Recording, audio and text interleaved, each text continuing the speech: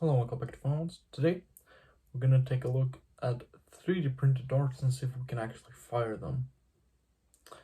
This is a question which I've been wondering about and wanting to try ever since I got my hands on the 3D printer.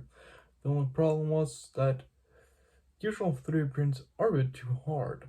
Now, a few weeks ago, I got this TPU filament to fix my clock, and this is slightly flexible, so this might actually work. Now, I don't think it will work on any spring blasters as it's just simply too tight, but maybe on some normal like 43mm or 44mm cages this could actually work.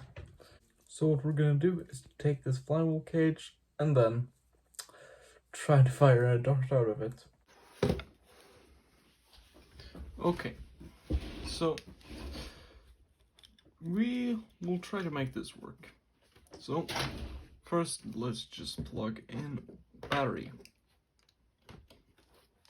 Check that everything works fine here.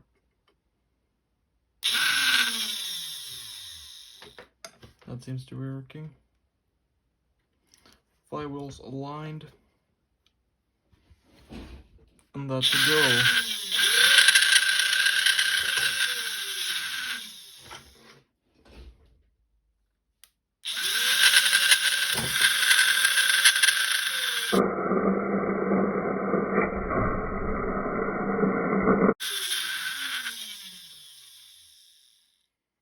And that's firing.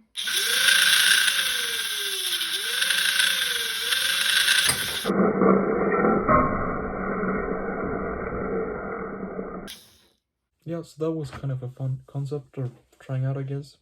I will leave the link to the dart below.